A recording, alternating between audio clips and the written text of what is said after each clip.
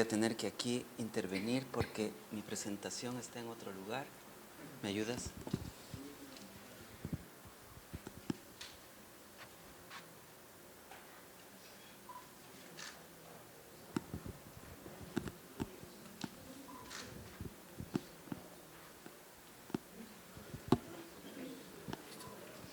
Bueno, han entrado nuevas personas.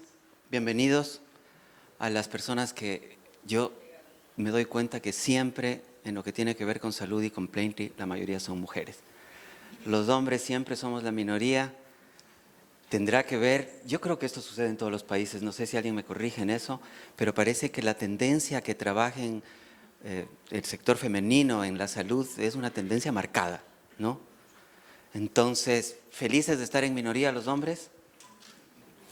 Y bueno, yo les quiero hablar de qué es este asunto de la atención central en la persona. Este es el tema central de este encuentro, pero a veces me parece que es importante verle desde diferentes ángulos. Así que si ustedes seguramente tenían la intención aquí de venir a este taller de aprender algo, ¿no es cierto? Quieren aprender sobre atención central en la persona. Yo lamento decirles honestamente que aquí no van a aprender. ¿Y por qué no van a aprender? Esto no se mueve.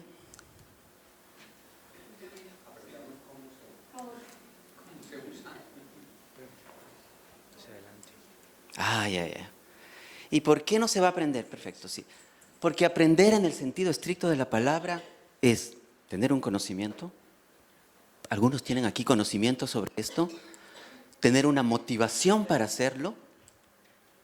El tiempo necesario y la práctica. Esto de la práctica es lo más importante. Nosotros en este taller podemos darles algo de conocimiento. Podemos darles, por supuesto, motivación. Este es nuestro motivo de estar aquí. Tiempo, tenemos poco tiempo, aunque sean 3 días de taller es poco tiempo, pero práctica no les podemos dar casi nada. Eso solo lo van a poder hacer ustedes en cada uno de sus lugares de trabajo. Esto depende de práctica. Aquí no hay magia, motivación sí hay, pero tiene que haber conocimiento, pero sobre todo práctica. Entonces, como dice Mafalda, y bueno, ¿cómo hace uno para meterse entonces esto en el alma? Pues veamos. Miren esta frase de Paco de Lucía. O sea, la destreza, ser el mejor en algo, no tiene que ver solo con la inspiración, con el conocimiento, tiene que ver con la práctica. Desde mi punto de vista, él fue el mejor guitarrista que existió en todos los tiempos. Un innovador del flamenco, un tipo que, no sé, yo tuve una oportunidad de verlo en México en una ocasión increíble. O sea, podía hacer con la guitarra, parecía que no tenía 5 dedos en esta mano, sino 10. Era increíble con la velocidad que lo hacía. Entonces esto tiene que ver con la práctica. Esto nos dijo un directivo de un hospital y creo que tiene toda la razón. Ahí también habla de la práctica y el trabajo. Entonces, el conocimiento, el convencimiento, la motivación, pero sobre todo, la práctica. Ahora se habla de esto del enfoque centrado en la persona, de la humanización, del trato solidario. Se habla prácticamente ya en América Latina en todos los hospitales. Yo les voy a poner ahí algunos ejemplos de algunos países, tienen ahí unos carteles que asumen esta posición, que lo venden, porque también es legítimo hacerlo, lo venden como parte de sus mejores ofertas, y ahí está la política de atención centrada en el paciente. Eso tiene que ver alguien que con oftalmología. Hay talleres, esto es de España.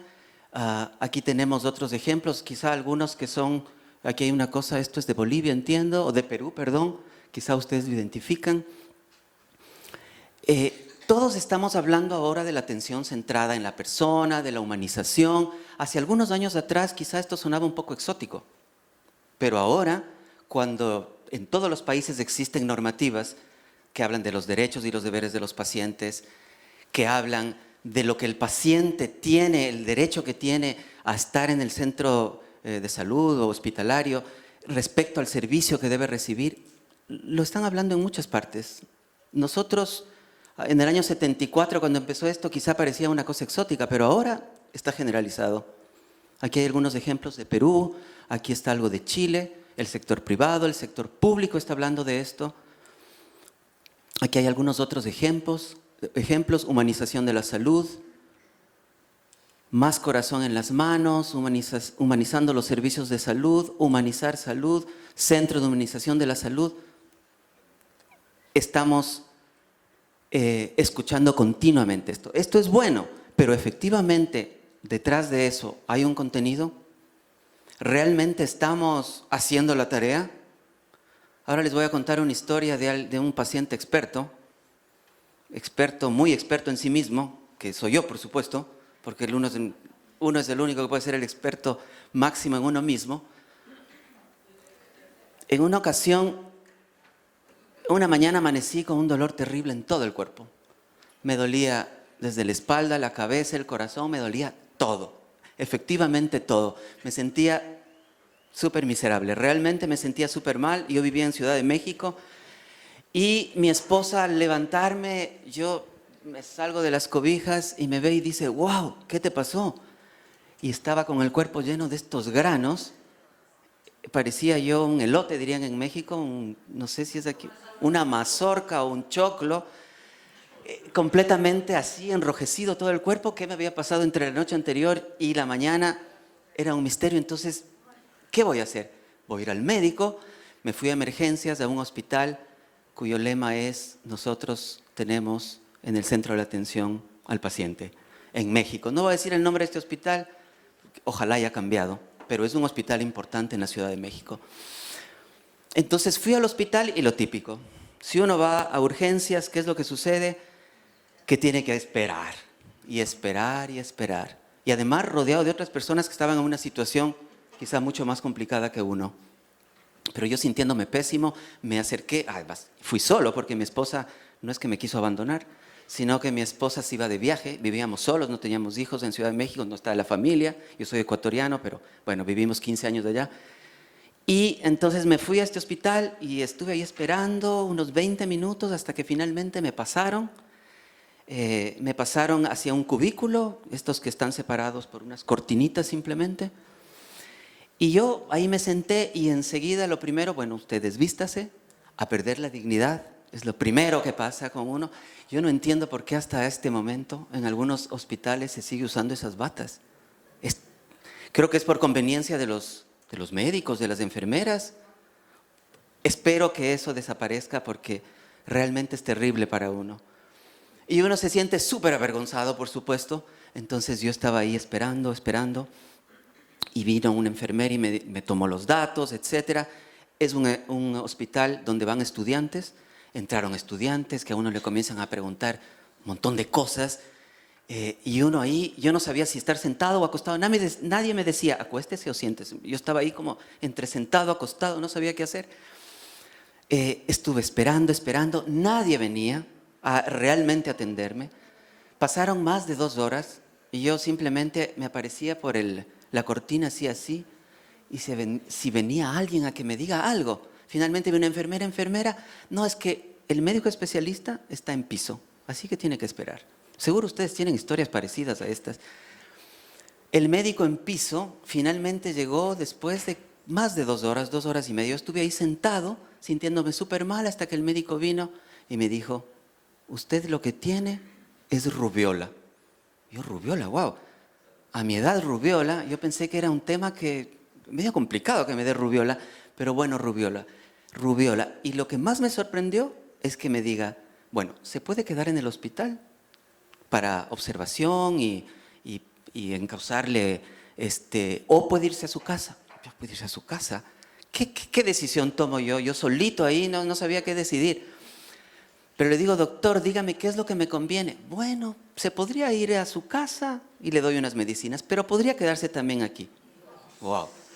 ¿Qué voy a hacer? Yo súper miserable me sentía, así que decidí, entre otras cosas, por el bolsillo, por el seguro, yo qué sé, me voy a mi casa. Así que salí, me dio un papelito para salir y me vestí, fui al mostrador para pagar.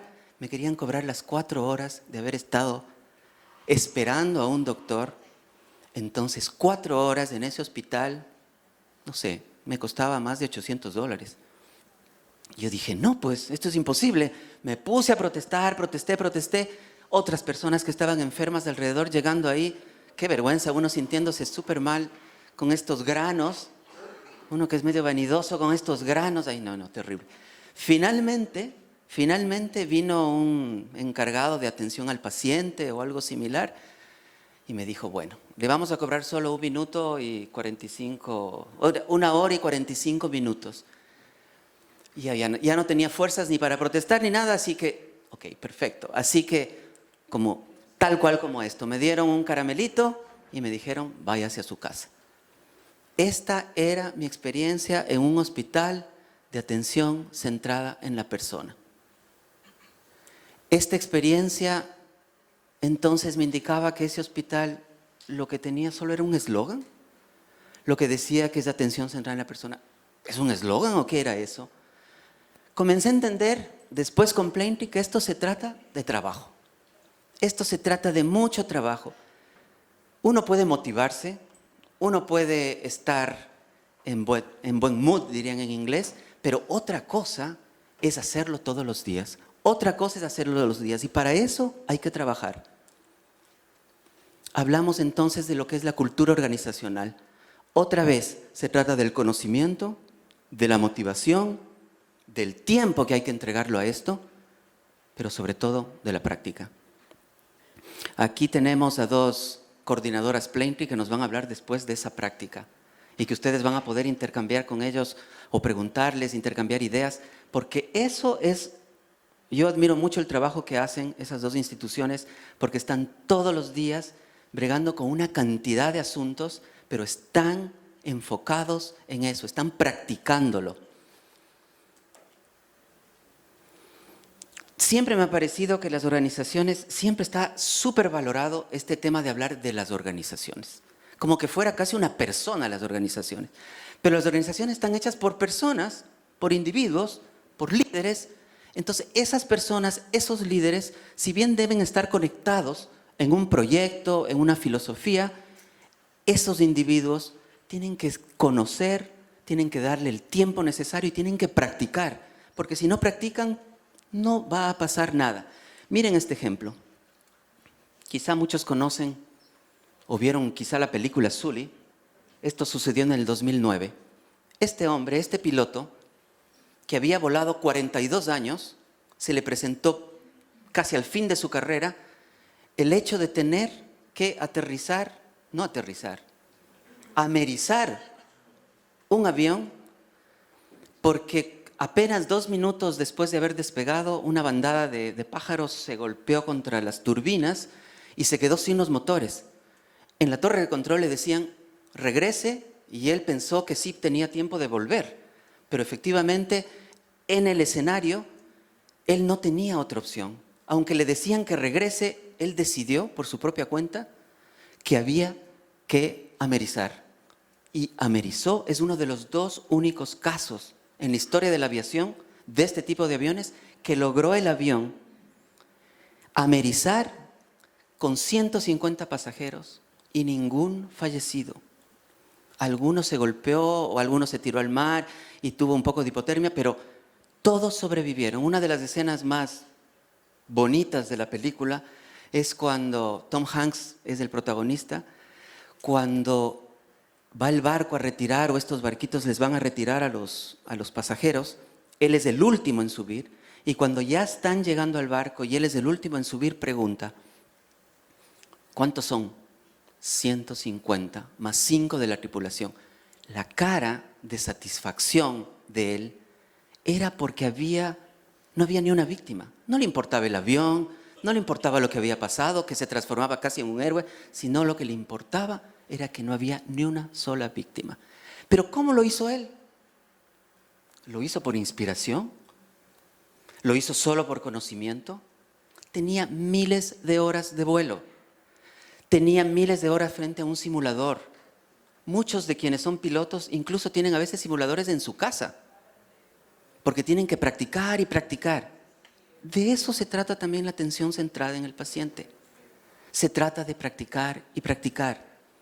Él practicó y practicó, y en el único momento de su carrera que tuvo que tomar una decisión definitiva sobre algo en lo que se jugaban la vida 155 personas, tomó la decisión adecuada. Eso fue en el 2009. En 1963 también hubo otro aterrizaje, otro amerizaje en Rusia, pero ese fue aún más extraordinario, porque el que aterrizó aquel avión ruso lo hizo primero pasando por un puente, bajo un puente, y después. Pero como insisto, esto no se trata simplemente de un momento de inspiración. Esto se trata de un ADN que está en las personas y en las organizaciones. Y ese ADN se construye y se hereda. Ciertamente hay momentos en los que todas las organizaciones como las personas tenemos ciclos, y hay ciertos momentos en que estamos en baja intensidad y hay otros momentos que estamos en alta intensidad. Pero si están entrenados, si el nuevo personal que va a llegar llega y tiene una introducción adecuada hacia una cultura adecuada, seguro que se van a conectar con el ADN de esa organización. Ahora, ¿esto es posible? ¿Esto es necesario? ¿Y por qué? ¿Es posible? 900 hospitales de Plaintree lo indican. Esto es posible. ¿Es necesario? Por supuesto que es necesario. ¿Y por qué? No nos olvidemos cuál es la misión de ustedes. Yo no vengo del sector de salud. Yo vengo del sector de los pacientes, diría. Yo he sido más paciente que otra cosa. Pero ustedes también. Todos ustedes van a ser o fueron pacientes. Así que cuando estemos en el sector de salud, tenemos que pensar, ¿cómo quisiera que me traten a mí como paciente? O a mi hijo, o a mi hija, o a mi esposa. Así hay que tratar a las personas que van a los hospitales y a las clínicas. Se trata de poner al paciente en el centro de esto. La razón de ser de un centro hospitalario clínico no es dar trabajo a un médico y a una enfermera y a un técnico. La razón es atender a ese paciente. ¿Cómo podemos decir, este es un hospital de atención centrada en el paciente, si ese paciente ni siquiera nunca le preguntan nada? Simplemente asumimos que él necesita X o Y y nosotros actuamos en consecuencia. En Plaintree, nosotros lo que promovemos es que ese paciente debe ser consultado, ese paciente debe expresar sus sensaciones, sus sentimientos en todo lo que haga un hospital. No solo en el momento de la atención, sino, ¿van a hacer una nueva torre? ¿Van a cambiar la comida? Hace poco estábamos en algún hospital y cuando dijimos esto, un ingeniero, nos dijo, bueno, es que vamos a construir o vamos a cambiar un proceso X. Y le preguntamos, ¿y han preguntado a los pacientes? Dijo, Y después dijo algún otro plan y les pregunta, ¿ha preguntado a los pacientes? Al final del día que estuvimos ahí me dijo, ahora sí me doy cuenta lo que tenemos que hacer. Nosotros no hemos preguntado a los pacientes nada de lo que queremos hacer. Hay que preguntar a los pacientes. Plaintree lo viene haciendo, como dijo Ethel, ya casi 40 años. Tenemos el conocimiento que se ha ido acumulando, las herramientas, y ofrecemos un camino estructurado. Nosotros ayudamos a descubrir al hospital en qué situación está, porque si no descubrimos en qué situación está, ¿qué oportunidad de mejora les podemos ofrecer? Activamos esas oportunidades de mejora, avanzamos junto al hospital o clínica y les promovemos o les incentivamos a innovar, a cambiar. Ningún hospital o clínica es igual a otro, eso es clarísimo. Lo que es aplicable a la Fundación Santa Fe no es aplicable a la Fundación Cardioinfantil, en el sentido amplio de la palabra. Algunas cosas sí, pero lo que es aplicable, nosotros tenemos socios en Panamá, en Chile, en Argentina, en Colombia, pronto en Perú, espero. Y ninguno es igual a otro. Cada uno tiene una historia diferente. Cada uno tiene un ADN diferente. El servicio, aquí no hay panameños, ¿no? No hay panameños. Pero, por ejemplo, la cultura de servicio en Panamá es una cultura de servicio complicada. Y se expresa en los hospitales. Pero la cultura de servicio en Colombia es otra cosa. La cultura de servicio en Chile es otra cosa. Cada hospital ofrece un punto de vista diferente. No voy a volver a repetir todo esto, pero estos son los componentes nuestros. Estos componentes son los que se diferencia cada hospital o cada clínica, pero hay que poner atención en todos esos.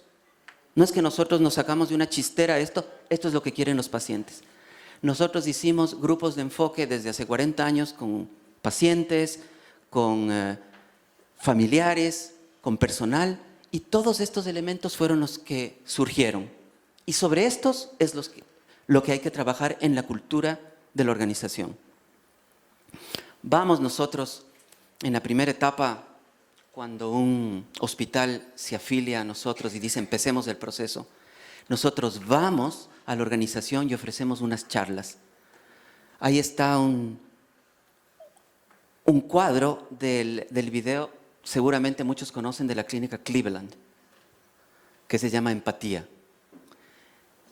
Ese video, cuando nosotros lo pasamos, aunque Ethel y yo, que lo hemos visto, y todos quizá muchísimas veces, pero hemos visto a personas que se les van las lágrimas con esto.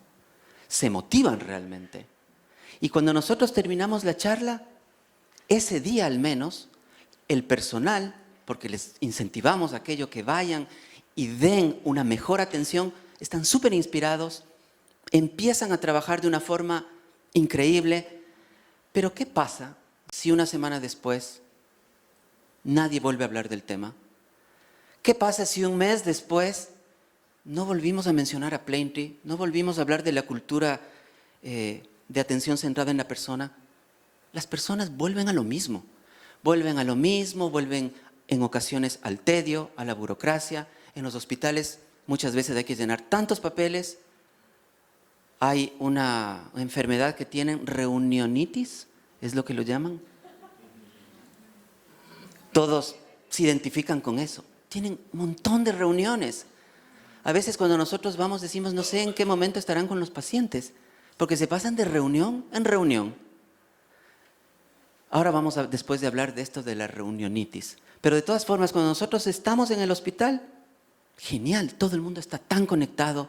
Y al final se nos acercan y nos dicen, yo quiero inscribirme, yo quiero sumarme, yo quiero estar ahí.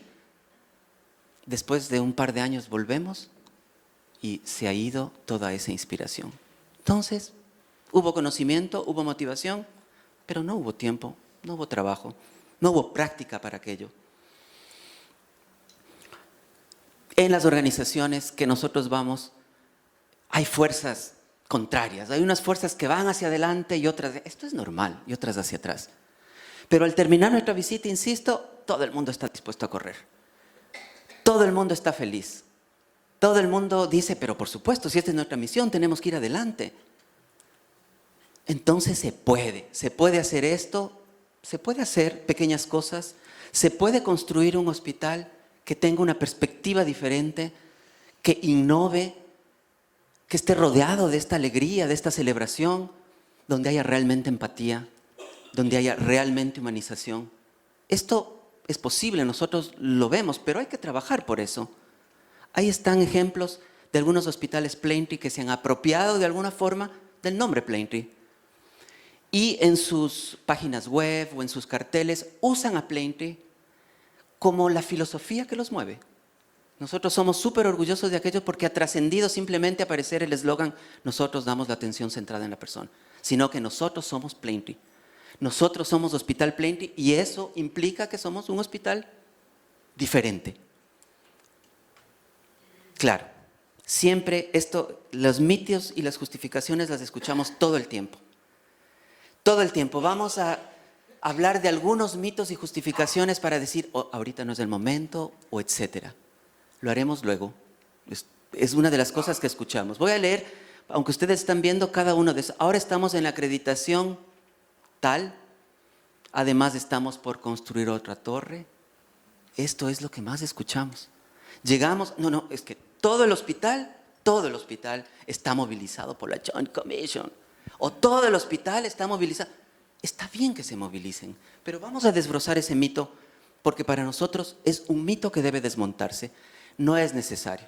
Las encuestas de satisfacción dicen que vamos bien. Incluso tenemos varios premios. Está bien, pero esto no se puede medir. No hay efectos claros. Ay, tengo en la mente una persona, no voy a decir quién es, que nos insistió tanto en esto, que fue un tema que creo que les impidió seguir. Pero vamos también a quitar ese mito. Va a costar mucho dinero. No tenemos suficiente personal. Estamos siguiendo otro modelo, así que ahora no podemos. Y bueno, así escuchamos un montón de cosas. Vamos a desmontar algunos de esos mitos. Como dice Mafalda, basta de estos mitos. Este mito, quizá el cuidado centrado en la persona es un modelo efectivo, pero no hay evidencia para probarlo. Tenemos ahora una cantidad de estudios, una cantidad de bibliografía, de estudios en terreno que indican que esto es absolutamente falso. Lo que sucede con la atención centrada en la persona, y cuando hablo de atención centrada en la persona no me refiero solo a los pacientes, me refiero a los pacientes, a los familiares y al personal. Si el personal, ustedes son la mayoría de aquí personal, no está satisfecho, ¿cómo pueden dar una atención centrada en la persona? Eso es una ecuación que no se puede separar, son dos variables que deben estar juntas. Menos días de hospitalización porque los pacientes están empoderados, conocen mejor sobre sí mismos, la familia participa más, le puede echar una mano al paciente, se incrementan los niveles de seguridad, hay ahorros netos en los gastos del hospital, los pacientes se recuperan más rápido, por lo que decía al principio, por supuesto, menos readmisiones. Esto es importante, mucho personal de salud anda como patinando en otro ámbito, no en lo que les inspiró para ser médicos, enfermeras. Conozco a varios médicos que están en el tema del dinero. Conozco a otros que están en el día a día, o sea, este día a día que a uno le va consumiendo, ¿no? Otro día más el tedio, otro día más los pacientes, otro día más, etcétera, etcétera. Mejora el clima organizacional, mejora la imagen corporativa, por supuesto, y hay una conexión con la comunidad.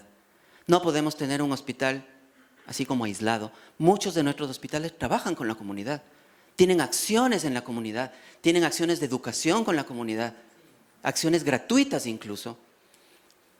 Todo va hacia adelante con esto de la atención centrada en la persona.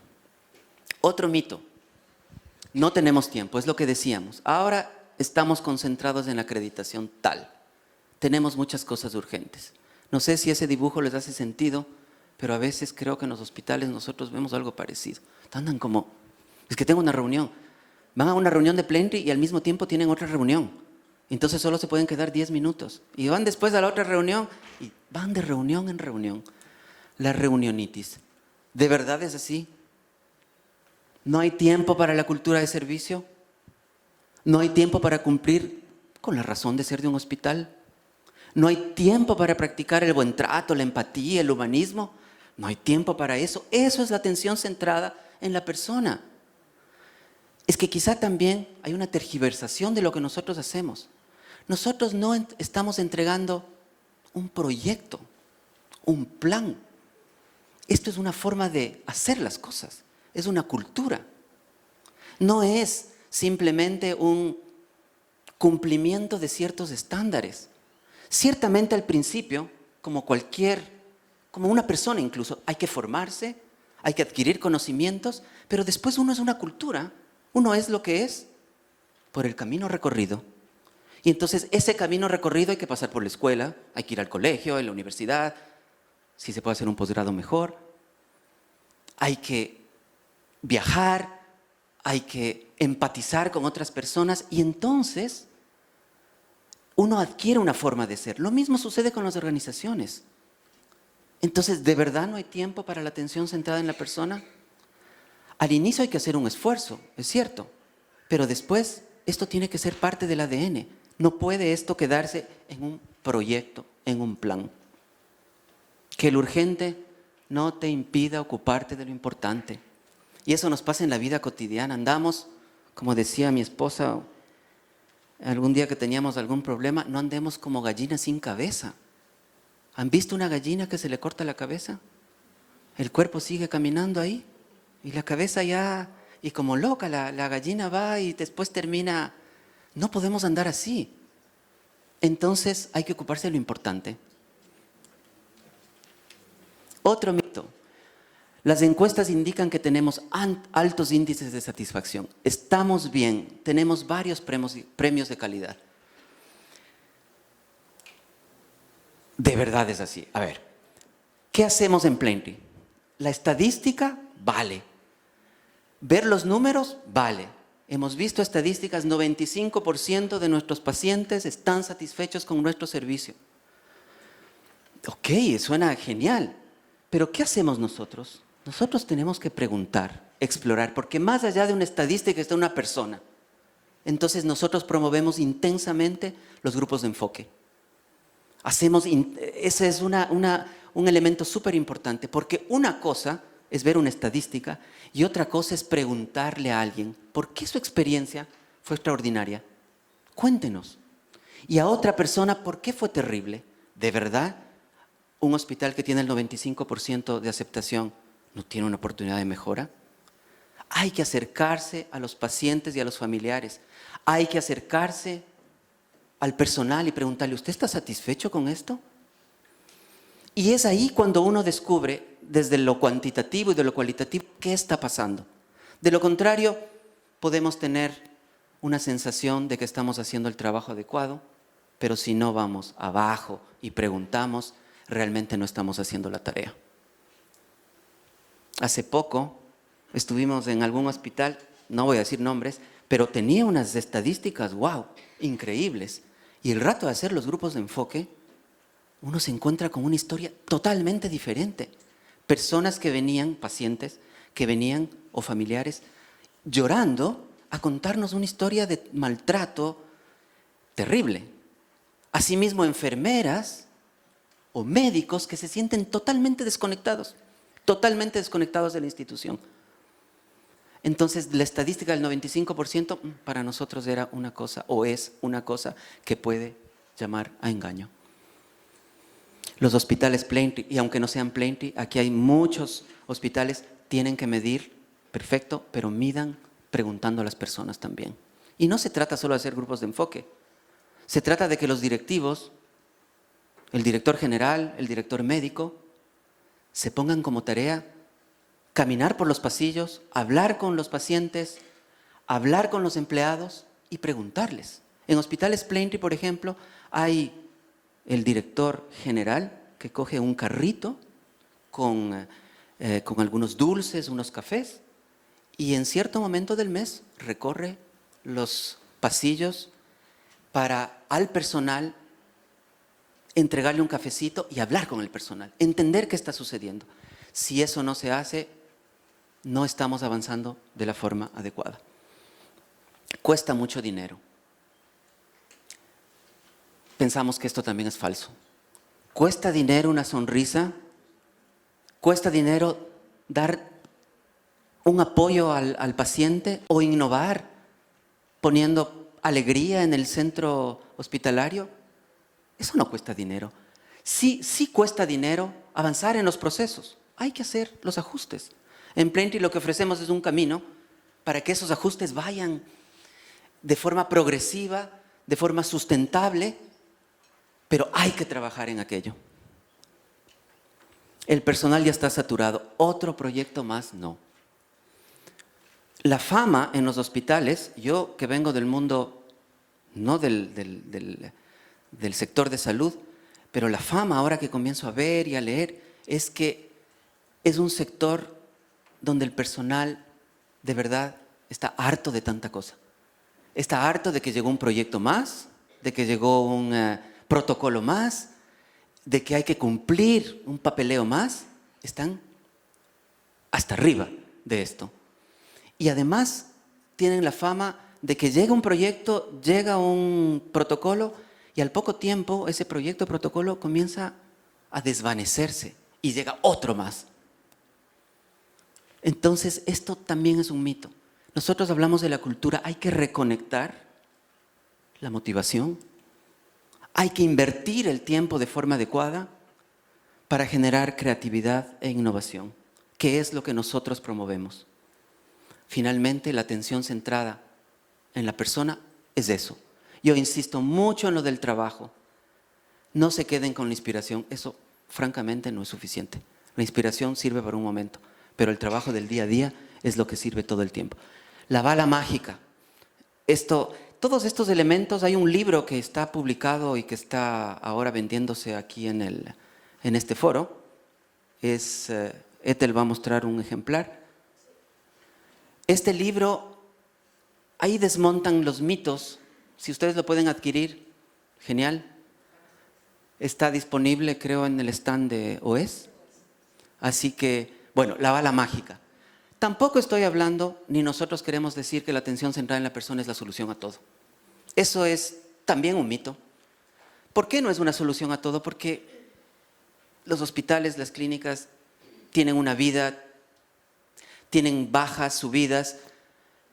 Es una bala mágica a largo plazo. Cuando nosotros hemos ido a un hospital y nos dicen, bueno, en 6 meses creen que podemos obtener la designación. O sea, están totalmente despistados, porque esto es una filosofía, no es un proceso que dura 6 meses. La cultura se cambia en 6 meses. La cultura se cambia mínimo en 2, 3 años. Por eso los hospitales Plaintree obtienen, en varios casos, la designación en un tiempo como ese, en un plazo de 2 o 3 años.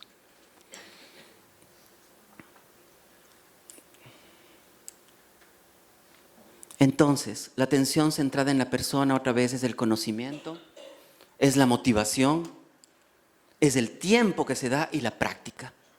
Lo que quiero yo dejarles en esto es esta sensación de que aquí, ok, recibieron una motivación, pero aquí no aprendieron.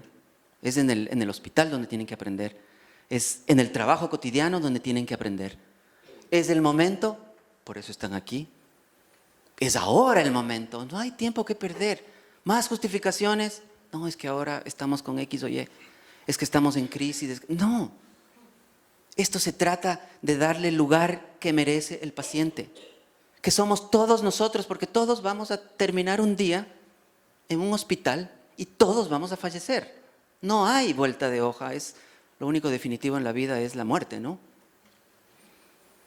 Y cada vez vivimos más. Entonces los hospitales cada vez más tienen demanda de gente que quiere curarse. Cada vez hay más viejitos. Entonces este es un tema en crecimiento.